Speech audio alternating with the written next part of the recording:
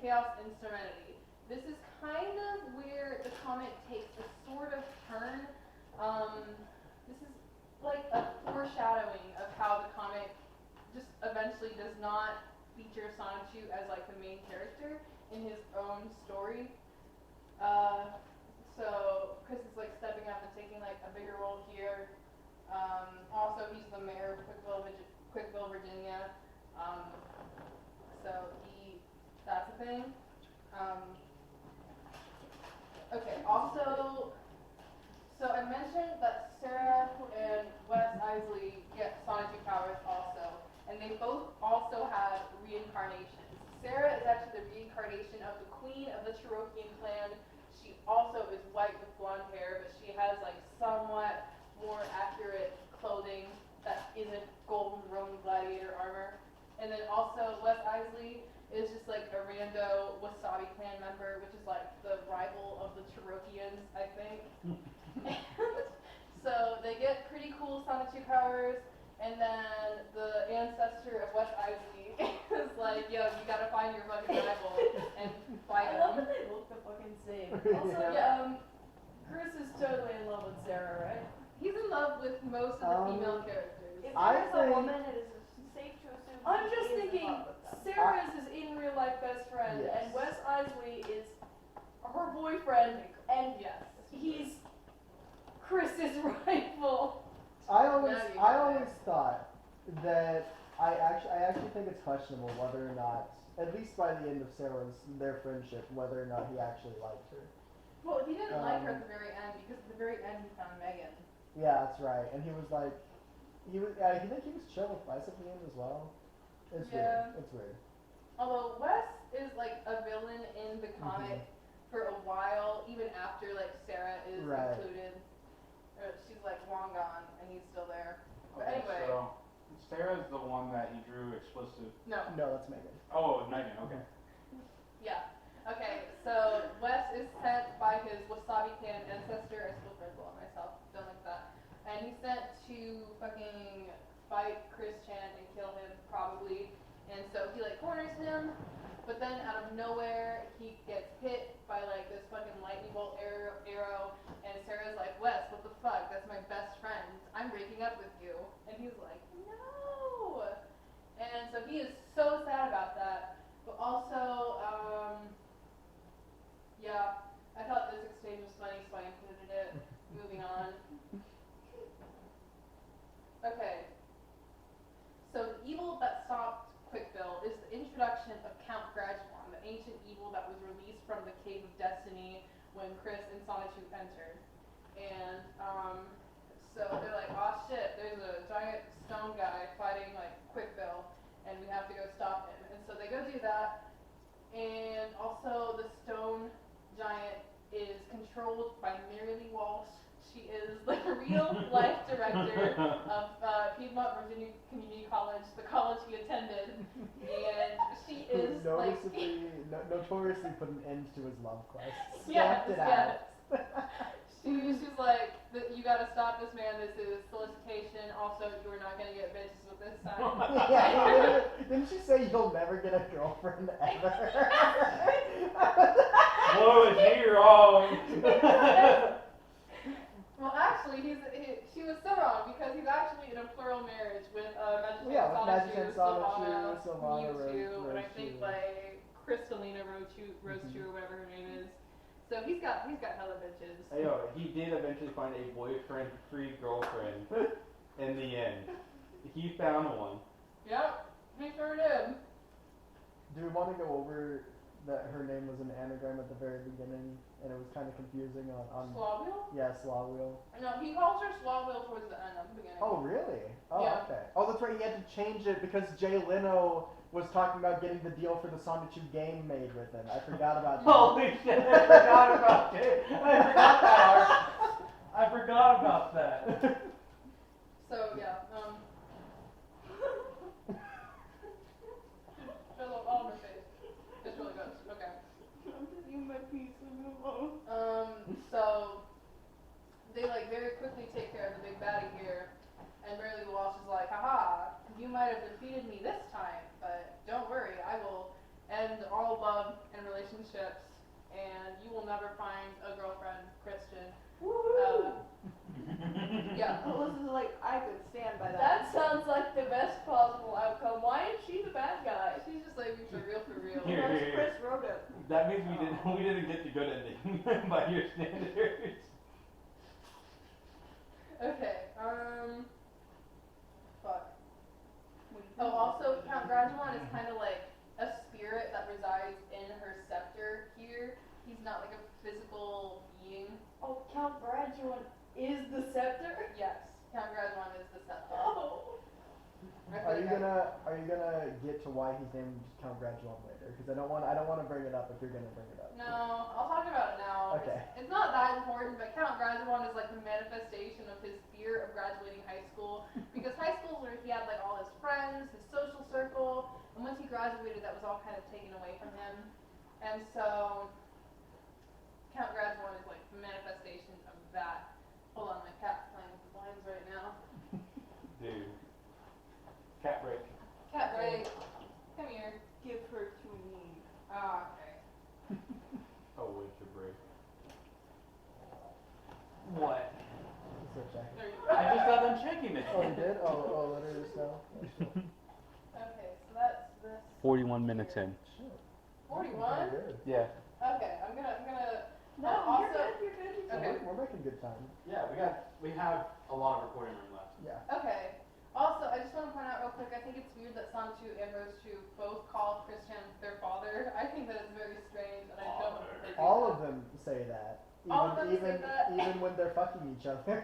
Yeah, yeah. Hell It's yeah! really weird. It's You know, I really think we strange. should have seen something when he put them back. So, He was warning us. Is she saying Sonichu father as in Sonichu and father? Or is she saying Sonichu father as in Sonichu my father? Yeah. Sonichu, father. Father is involved. Christian. Yeah. Okay. Sonichu and father are two separate people. That's what I needed to know. yes, yes. Wow. But I didn't even get into the Kirsty Honeyhot episode. I totally forgot to include that slide. But basically, it's the Kirsty Honeyhot is like his special attack. It's like, I think, deriven from like a Dragon Ball Z reference or whatever. I don't fucking know though. I can't remember. But he Like would some use bad it, bird. and basically what it would do, it would curse whoever like the attack was used on with bad luck, like terrible things would happen to them, and that's the Kirsty Honeyhot. And he would use it in real life also. Silent Theory. Okay. So, remember how I said it was like debatable and questionable, like what all happened when Sonichu and Pikachu collided on that oh so fateful day? This is kind of like a manifestation of that, except it also gets more convoluted later. But for now, the collision also created 5 Sonichu eggs that were scattered all throughout time and space, not just time, actually. Space comes in later. You're right. Usually it's the other way around, but we're jumping right into time travel with Sonichu. Yeah. Okay, and so they're set back in time, so by the time that the main plot is happening, they're all aged up enough to be having sex with each other. So, Very important. yeah, so don't worry, they're all legal. They're all legal at this point. Illegal. Don't worry, guys. Fuck yeah. Okay, so, I'm totally nuts. I do not know if never mind. Huh? I'm not gonna lie, I don't know what I was gonna say. Okay. Awesome. So I've been wanting to talk about the chaotic combo since the very first issue. This is something that gets me very excited. So these fuckers are the guys that hatch from all the eggs. Basically, when a Sonichu or a Rosechu hatches from an egg, they're these kind of like pre-evolved forms. They're called Sunnies and Rosies, respectively. And so all these guys hatch. Magic-Chan ends up in like a jungle, and he's raised by like a Scyther and a Venusaur. Bubbles ends up in the ocean, and she is raised by a Swampert. Angelica is raised in a church by nuns, and like a Christian. Hmm. And Punchy Sonichu is raised Sonichu, in a Sonichu. Yes, that is just Knuckles. But it goes so much deeper than that. So he's raised in a dojo, right? And he's trained in karate or whatever, and he's just a really weird stereotype. He's also the only character that has like slanted eyes, and he is a stereotype, and I don't like that. And then Magic-Chan Sonichu is like arguably the most powerful person in this whole series, but technically also Chris-Chan is because he can harness the powers of chaotic combo and basically do whatever the fuck he wants. And he was raised alone in a cave telepathically by Mewtwo, and I think Magic-Chan is especially funny because he evolves into Magic-Chan from, She tried to escape. She didn't work. Don't let her escape. I won't let her escape. But basically, he evolves from a Sony into Magic-Chan because he's like meditating really hard one day, and he farts all of a sudden, and he evolves from that, and I think that is hilarious. That is the best. Just a little big one rip and you evolve.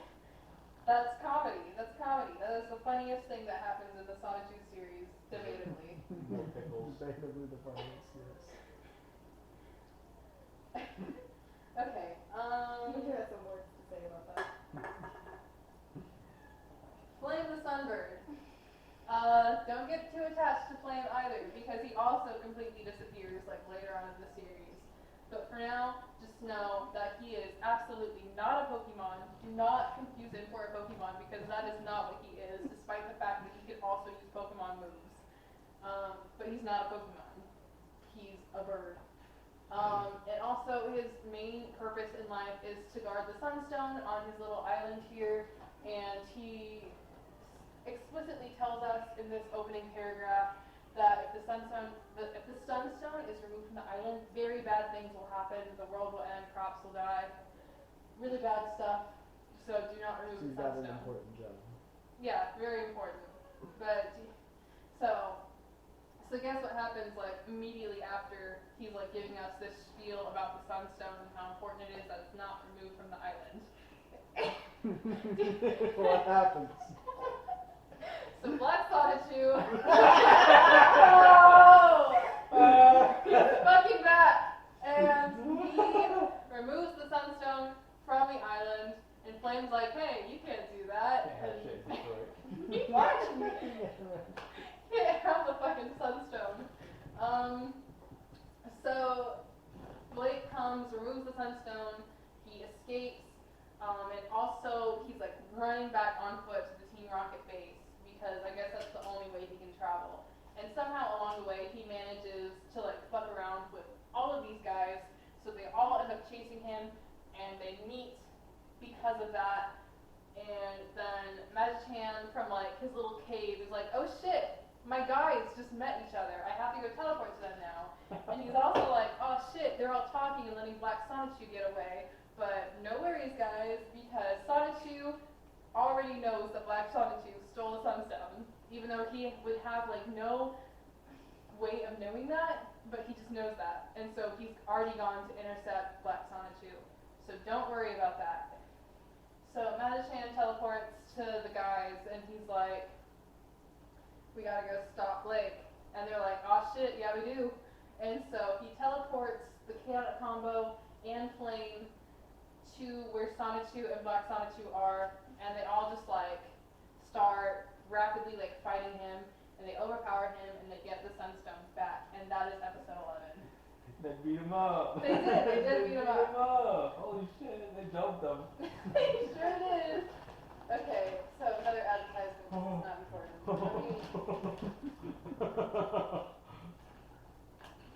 A beautiful girlfriend for free. For free. If you are one out of 2 lonely males in the entire world. Oh, also, in that last episode, Magic-Chan like refers to Black Sonichu as Blackie, and I think that's questionable. So,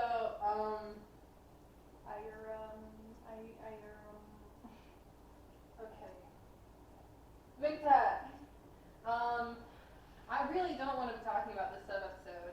I've done a really good job of avoiding all the sub-episodes up until now. However, this introduces like some important stuff that is seen later on in the series, so I feel like I have to cover it. So this episode is the only instance that we see Chris Chan power up into Super Chris Chan Sonichu. It's the only time that happens, even though it could be used so much in like the later episodes, but I guess not. God damn it. So Also a feeling you have whenever you're reading Sonichu. I have a lot of feelings reading Sonichu. None of them are good. None of them are positive. Never had a positive feeling reading Sonichu. Okay, so he's in a McDonald's and he's like lamenting that he has yet to find a boyfriend-free, smoke-free, alcohol-free girl to build a relationship with. Of course, he's back on his grind. I'm so sorry. He's still on the grind. And also, he's angry at all men except for himself and his father because they're taking all the pretty girls from him and he can't find a girlfriend because of that. Hi, Winter. And then also he's like lamenting and he gets attacked by these like fucking managers at the McDonald's, and also Dark-Eyed Sonichu is introduced, and he is Link from The Legend of Zelda. That's like his character, but he's a Sonichu and it's very different. He's nothing like Link actually, because he's off to save Princess Zelina Rosechu, and he comes from the land of Rule Quick. And the evil wizard Cloudorf has put her under like a sleeping spell, and she can only be awoken by like the fucking Sonichu balls. Is there any way to darken the screen? It's a little bright for the camera. Let me. Can I just say, I love that all the Sonichus are just like different colors of Sonic with different ears, and then Yeah. all the Rosachus are just like Sonic with boobs and different hairstyles. Yeah. They're like